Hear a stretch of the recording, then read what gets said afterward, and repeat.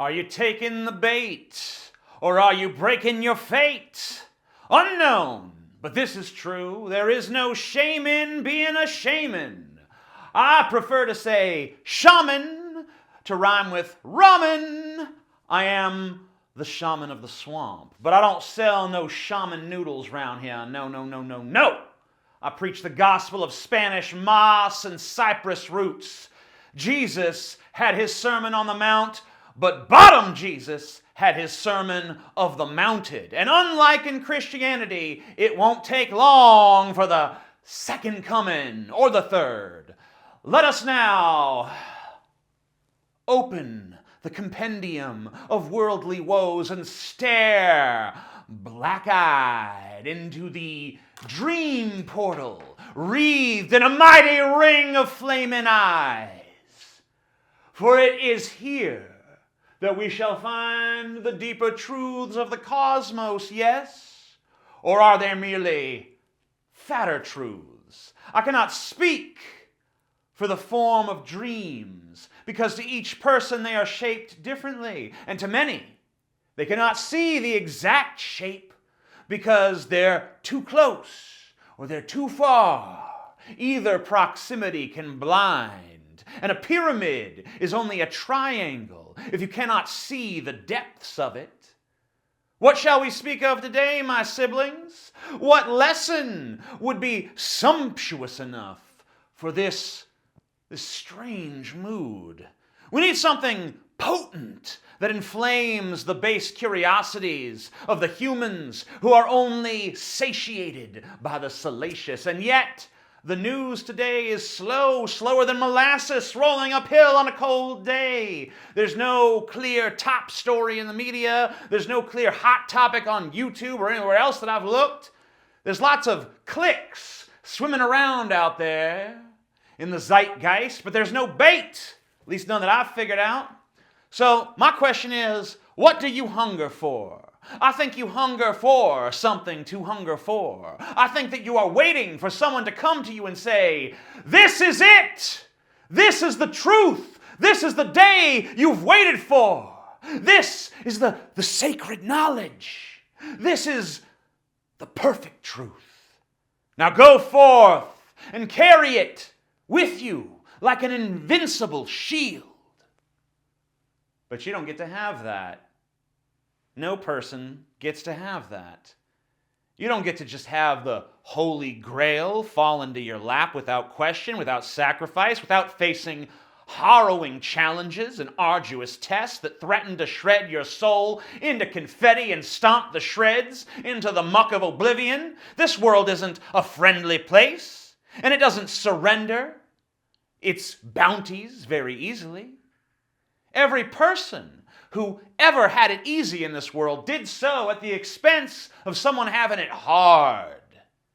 If you wait for the world to give you your dreams, all like polished and pretty on a golden platter with big sparkly jewels encrusted all over it, sparkling like celebrity teeth, you're going to wait until your memory is all that remains, and then you're going to wait past that to when your memory fades from the universe. I'll tell you this, labor is a glorious thing. There is valor in it. When you labor for your own desires, that is beautiful. When you labor for your siblings in power, your fellow human beings, that is beautiful. But when you labor for the indolent billionaire, the indolent millionaire, who in so-called compensation tosses you a pittance, that is when labor, to me, becomes an ugly and a wretched thing. Because the fruits of your labor should be eaten by you, by your family, by your friends, by your community. They shouldn't be hoarded in a keep by a dollar store despot, by a spiritually atrophied and emotionally dead monster who parades around in human skin, but has inwardly shedded all humanity. Or at least all that's good about humanity. And you speak to these so-called right-wingers, and they're going to tell you all about the elites who traverse the globe in a haze of dark excess, worshiping themselves, standing for nothing but the furtherance of their own power, respecting only that which serves their egos.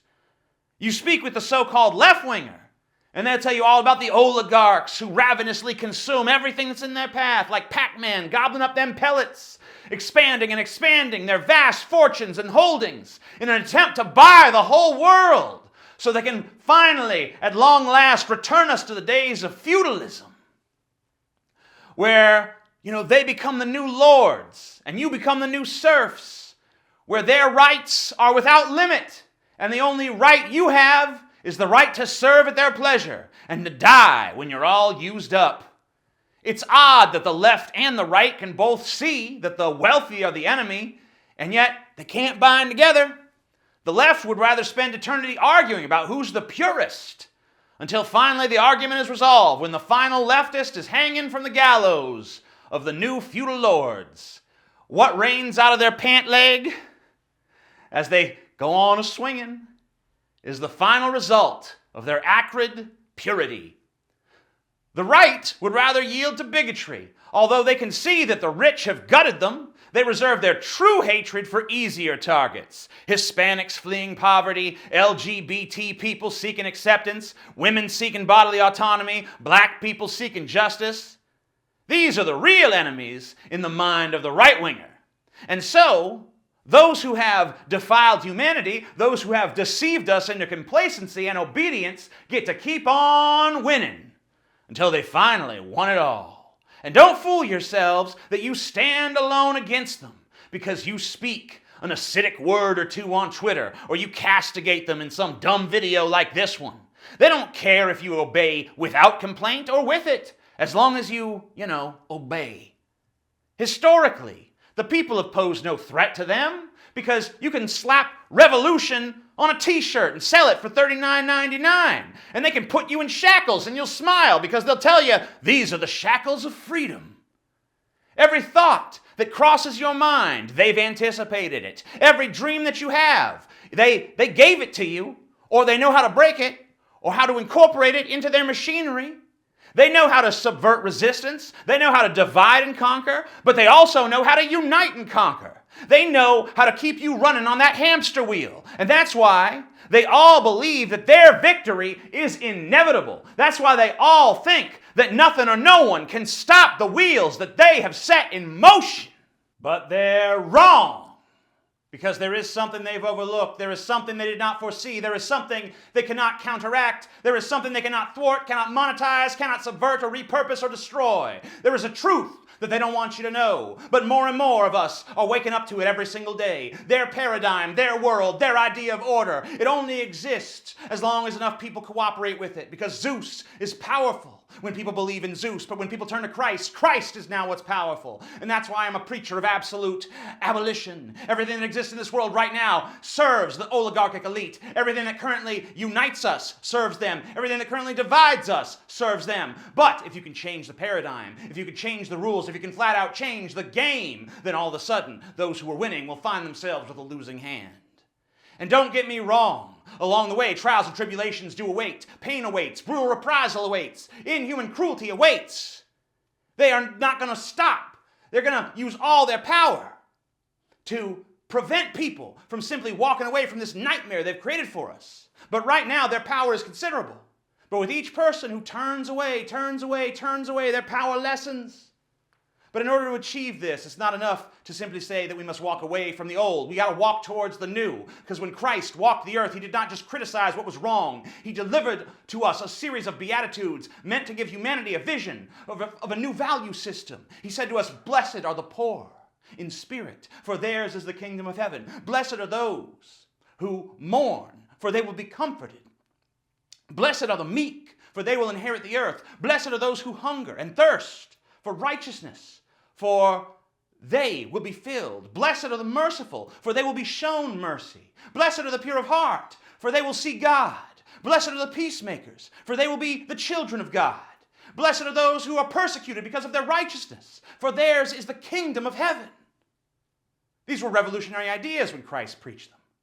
He is praising attributes like poverty, mourning, meekness, hunger, thirst for righteousness, mercy, purity, peacefulness, facing persecution. These are very different than the ideas of the old world. Because the old God loved strength and he loved war. The new God loved meekness and peace. This was a transformation. It was a transformation of values. Now, Christ was later used to justify the very things he preached against, war and death and wealth, but that's another transformation. The point here is not that Christ spoke some absolute truth. The point is that he voiced a new way of seeing the world, and the transformative power of speaking a new vision cannot be counteracted by any system of power, no matter how entrenched or seemingly invincible. So we must do the same here. We must speak a new vision. We must see what those in power don't want us to see. We must see in our mind's eye a world where their power doesn't matter, a world where they have been discarded as refuse. And hopefully, like along the way we can have like some fun and tell some dick and fart jokes and stuff. That's all for today, my brothers and sisters, my siblings in power. Until tomorrow, I remain the amazing atheist. Peace the fuck out. Yes!